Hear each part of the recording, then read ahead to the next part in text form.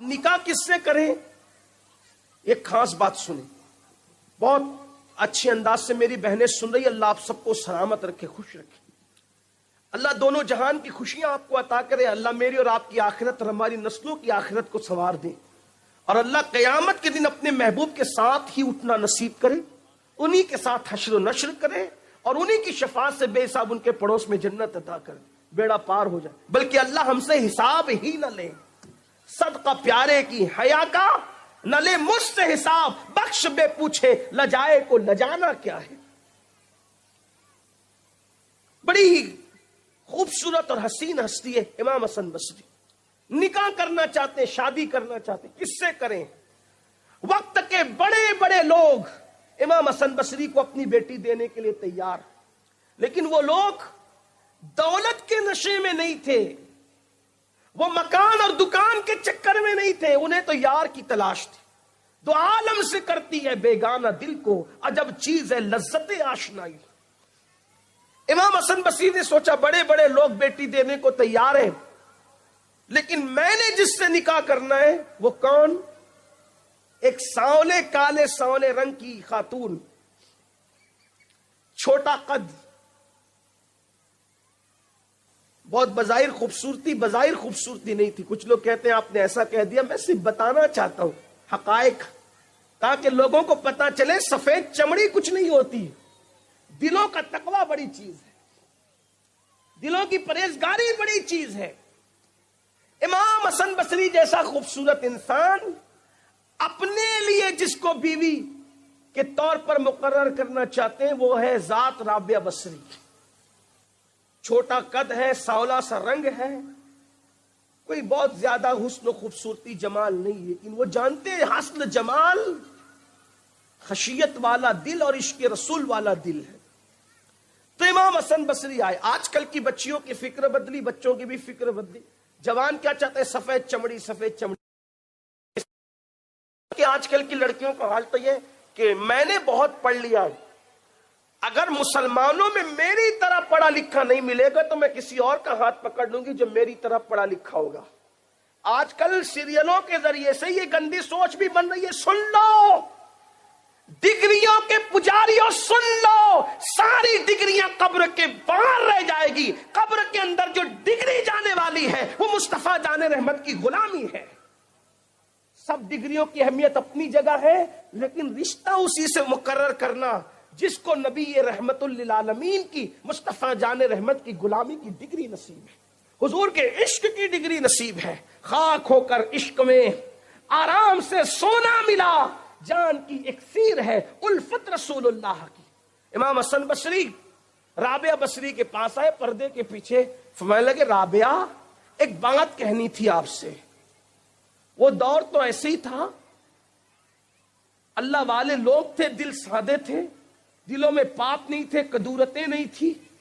امام حسن بصری نے پردے کے پیچھے سے کہا رابعہ میں شادی کرنا چاہتا ہوں، نکاح کرنا چاہتا ہوں۔ رابعہ نے کہا بڑی اچھی بات ہے، کر لیں، کس سے کرنا چاہتے ہیں؟ تو امام حسن بصری نے کہا میں نے سوچا کہ یہ پیغام میں پہلے آپ کو دے دوں۔ کہا مجھ سے آپ نکاح کریں گے مجھ سے؟ فرمایا ہاں۔ کہا ٹھیک ہے، آپ سے کون انکار کرے گا نکاح کرنے کے لیے، لیکن میرے کچھ سوالات ہیں، اگر آپ نے ان سوالات کے جوابات دے دیے تو میں سوچوں گی۔ نکاح کا معاملہ تو اتنی ارجنٹ تو تھوڑی جواب دیا جا سکتا، آپ پہلے میرے سوال کے جواب دے، میں سوچوں گی، غور کروں گی۔ اچھا کیا سوال ہے رابعہ تمہارے؟ تو رابعہ بصری نے کہا حسن میرا پہلا سوال یہ ہے کہ میں جنت میں جاؤں گی کہ جہنم میں جاؤں؟ پہلا سوال۔ اللہ کا شکر تھا کہ وہ امام حسن بصری تھے، ہمارے جلسوں کا کوئی ناظم نہ تھا جو آج صرف چہرے دکھا کر کے جنت بانٹتا ہے، اس کو دیکھو جنت میں جاؤ، اس کو دیکھو جنت میں جاؤ۔ لوگوں نے جنت کو کتنا سستا بنا لیا۔ خیر القرون میں پوچھا جا رہا ہے، رابعہ بصری جیسی خاتون کہہ رہی ہیں کیا حسن میں جنتی ہوں کہ جہنمی ہوں؟ امام حسن بصری چپ ہو گئے، خاموش ہو گئے۔ حسن بصری جیسا امام، محدثین کا امام، صوفیاء کا امام، چپ ہے، خاموش، کوئی جواب نہیں ہے۔ امام حسن بصری کے پاس رابعہ نے کہا بولو حسن، میں جنتیوں کے جہنمی۔ امام حسن بصری جانتے تھے رابعہ سے بات کرنا کوئی آسان نہیں ہے۔ اور ایک بات آپ سے بھی کہتا ہوں، اللہ کے رسول علیہ السلام نے فرمایا، مجموع الزوائد کی روایت ہے، جو اپنے آپ کو قطعی اور یقینی جنتی مانے، آقا فرماتے میں محمد اعلان کرتا ہوں کہ وہ جہنمی۔ امید بھی کرو، ڈرتے بھی رہو۔ قطعی جنتی ہو، اس کی ہمارے پاس کیا سرٹیفکیٹ ہے، ہمارے پاس کیا دلیل؟ ارے جو قطعی وہ رات بھر مصلے پہ روتے رہے، آؤ بکا کرتے رہے، اور یہاں تو حال یہ کہ ہے کچھ نہیں، استنجا کی سنتیں نہیں پتہ ہے، اور گھمنڈ ہے کہ میں جنت میں جاؤں، یہ حال ہے۔ میں تو کہتا ہوں نماز پڑھنے والوں کی نقل ہی ہو جائے صحیح سے تو ہماری نجات ہے۔ ہمیں تو نمازیوں کی نقل بھی نصیب نہیں ہے، ہم کہاں ہیں؟ اللہ ہمارے حال پہ رحم کرے۔ سب سے پہلے مجھ گنہگار سیاکار بدکار پہ اللہ رحم کرے۔ بولنے والے تو بہت بول سکتے ہیں، لیکن اصل چیز عمل ہے۔ اللہ مجھے توفیق دے، اللہ میری بگڑی بنائے، آپ سب کی بنائے۔ تو کہا کہ رابعہ بصری نے کہا حسن بولو، جواب دو۔ چپ تھے، ابھی خاموشی تھی کہ رابعہ بصری نے فوراً دوسرا سوال کیا، حسن تمہاری نگاہوں کے سامنے ہوگی کہ قیامت کے دن سب پل صراط سے گزریں گے، پل صراط سے سب کو گزرنا پڑے گا۔ تو کچھ لوگ کٹ کٹ کے جہنم میں گریں گے۔ یہ پل صراط کیا ہے؟ یہ بریج ہے، ایک پل ہے جہنم کے اوپر، جو بال سے زیادہ باریک اور تلوار سے زیادہ تیز ہے، اور اس میں بھی کانٹے نکلے ہوئے بتائے جاتے ہیں۔ آپ روایتیں پڑھیں تفصیل سے، مشکات شریف کتاب الرقائق جب آپ پڑھیں گے تو آپ کو پتا چلے گا جہنم کیا چیز ہے۔ دلوں کو نرم کر دینے والی بات اس میں جو ہے آخری ابواب کے اندر آپ دیکھیں، اللہ اکبر، باریک پل ہے، اور کتنا بال باریک اور تلوار سے زیادہ تیز، تلوار سے تیز اور بال سے باریک، اور ہے جہنم کے اوپر بچھا ہوا۔ یعنی اس سے گرنے کا مطلب جہنم میں جانا ہے، اس سے گزرنے والے گزریں گے۔ حدیث پاک میں ہے کچھ لوگ اپنے آپ کو گھسیٹتے ہوئے گزریں گے، کٹ کٹ کے گریں گے، کچھ لوگ لڑکھڑا رہے ہوں گے، عجیب حال ہوگا۔ اور جنت میں جانے کا وہی ایک راستہ ہے، جنت میں جانے پل صراط، آسان نہیں ہے جنت۔ پل صراط سے گزرے بغیر کسی نے جنت میں نہیں جانا، جنت کا ایک ہی راستہ۔ رابعہ کہتی ہے حسن لوگ پل صراط سے گزریں گے، کوئی کٹ کٹ کے گرے گا، کوئی پار لگے گا، تو میرے بارے میں بتاؤ رابعہ بصری، پار لگے گی کہ کٹ کے گر جائے گی، ذرا یہ بتاؤ۔ امام حسن بصری اس پہ بھی چپ تھے، خاموش تھے، کوئی جواب نہیں دیا۔ پھر رابعہ نے چوتھا سوال کیا، تیسرا سوال کیا، حسن یہ بتاؤ کہ قیامت کے دن کچھ ایسے ہوں گے جن کا نام اعمال ان کے سیدھے ہاتھ میں دیا جائے گا، اور کچھ ایسے ہوں گے جن کا نام اعمال الٹے ہاتھ میں دیا جائے گا۔ تو جن کا نام اعمال سیدھے ہاتھ میں ملے گا وہ جنت میں جائیں گے، جن کا الٹے ہاتھ میں دیا جائے گا وہ تباہ برباد ہوں گے، جہنم میں جائیں گے۔ تو رابعہ بصری کا نام اعمال سیدھے ہاتھ میں ہوگا کہ الٹے ہاتھ میں ہوگا، یہ مجھے بتاؤ۔ امام حسن بصری اس پہ بھی چپ، خاموش تھے، کوئی جواب ہی نہیں۔ رابعہ نے کہا بولو حسن، چپ کیوں ہو؟ نکاح کا پیغام لے کر آئے ہو، شادی کی بات کرنے آئے ہو، حسن بتاؤ، میرے سوالوں کا جواب تو حسن۔ تب امام حسن بصری کی آنکھ میں آنسو تھے، اور آپ نے فرمایا رابعہ میں میرے بارے میں نہیں بتا سکتا یقین کے ساتھ کہ میں جنت میں جاؤں گا کہ میں جہنم میں جاؤں گا۔ کون کہہ رہا ہے یہ بات؟ کاش میری قوم اس کا احساس کر لیتی۔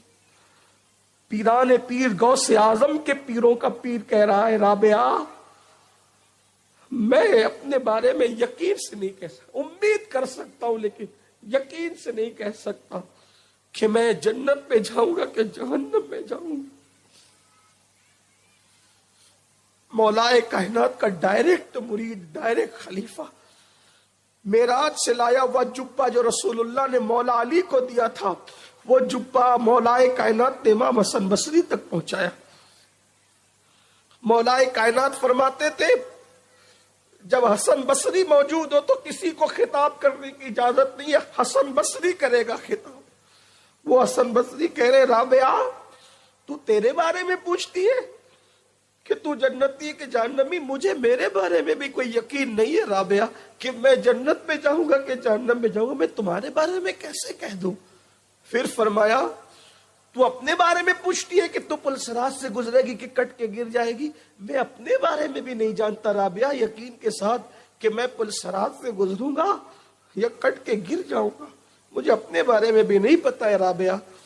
और मुझे तू अपने बारे में पूछती है कि तेरा नाम है अमाल सीधे हाथ में होगा कि उल्टे हाथ में होगा। राबिया सच्ची बात यह है कि मुझे अपने बारे में भी कोई यकीनी इल्म नहीं है, कतई इल्म नहीं है कि मेरे नाम है अमाल मेरे सीधे हाथ में होगा कि उल्टे हाथ में होगा। क्यों? इसलिए कि जब नूह अलैहिस्सलाम का बेटा जहन्नम में जा सकता है तो हसन बसरी कहां से जन्नत की सनद लाए हैं? कहां से जन्नत की सनद लाए? जब लूत अलैहिस्सलाम की एक बीवी जहन्नम में जा सकती है तो फिर हसन बसरी राबिया को जन्नत की सनद कैसे दे दे? तो कहा, राबिया मेरे पास कोई कतई कोई दलील और कतई इल्म नहीं है तेरे सवालात के बारे में, इसलिए मैं तुझे कोई जवाब नहीं देता। तब राबिया बसरी ने रो के कहा, हसन इतनी कठिन घाटी से मुझे गुजरना है, इसका मतलब मुझे आखिरत की तैयारी करना है, मुझे मरने से पहले अल्लाह की तरफ से ये बशारत चाहिए कि राबिया जन्नती है, मुझे मरने से पहले अल्लाह की तरफ से ये बशारत चाहिए कि राबिया पुलसरात से पार गुजरेगी, मुझे मरने से पहले अल्लाह की तरफ से ये बशारत चाहिए कि मेरा नाम अमाल सीधे हाथ में दिया जाएगा। हसन मैं ये चाहती हूं, इसलिए मेरे काम बहुत है, मैं तुम्हारे साथ शादी करने की मुझे फुर्सत नहीं है, मैं अपने अल्लाह को मना लूं, अपनी आखिरत की तैयारी कर लूं और अपनी आखिरत को सुधार लूं, संवार लूं, उसके बाद देखा जाएगा। हसन निकाह करने के लिए तुम्हें बहुत सी औरतें मिल जाएगी, हमें आखिरत की तैयारी कर लेने दो। हसन जाओ, हसन आप अपना काम करो, हमें अपना काम करने दो। तब इमाम हसन बसरी ने कहा था, राबिया शायद तेरे बाद अब तुझ जैसी औरत पैदा नहीं हो सकेगी, तू ऐसी खातून है। अंदाजा फरमाए, अब मैं यहां सोचता हूं निकाह, अब सोचता हूं निकाह इतनी बड़ी और इतनी अजीम चीज है, राबिया ने आखिरत की तैयारी के सामने निकाह छोड़ दिया और यहाँ एक तरफ आखिरत है और ज़िना हो रहे हैं, एक तरफ आखिरत है लॉजों में आबरूएं बिक रही हैं, एक तरफ आखिरत है पिकनिक पॉइंट पर दरियाओं के किनारे इज्जतों का सौदा हो रहा है और उसमें अलग अलग अंदाज से बहाने पेश किए जा रहे हैं। याद रखना, कहने वाले अपनी जिम्मेदारी पूरी कर चुके, लेकिन सुनने वालों की जिम्मेदारी है कि आखिरत का वो मीजान है, आखिरत अल्लाह की अदालत है, खुदा की अदालत है, वहां कुछ नहीं चलेगा। यहाँ दुनिया में आप मौलवियों को अपने रोब और धौंस में लेकर के उनकी जबानें बंद कर सकते हो, लेकिन मौला के सामने आपका कोई बहानाबाजी नहीं चलेगी। नमाज छोड़ने वालों, हलाल छोड़ने वालों, दीन को से रिश्ता तोड़ने वालों, एक दिन अल्लाह की अदालत है। आज इस इज्तिमा में सच्ची तौबा करो, अल्लाह से माफी तलब करो और ये सोचो कि दुनिया तो हंसते हुए भी गुजर जाएगी, दुनिया तो रोते हुए भी खत्म हो जाएगी, हमें आखिरत की तैयारी करना है। अल्लाह रब्बुल इज्जत मुझे आप सबको आखिरत की तैयारी की तौफीक अता फरमाए। सच्ची तौबा कर लीजिए, तौबा के दरवाजे खुले हैं, अल्लाह की बारगाह में गिड़गिड़ा लीजिए, माफी मांग लीजिए। याद रखना, हर गुनाह का एक मदावा है कि माफी मांग लेना, तौबा कर लेना। मेरे अल्लाह का वादा है, जो तौबा कर लेते हैं हम उनको माफ कर देते हैं। मेरे रसूल मुस्तफ़ा जान रहमत सच्चे नबी का फरमान है।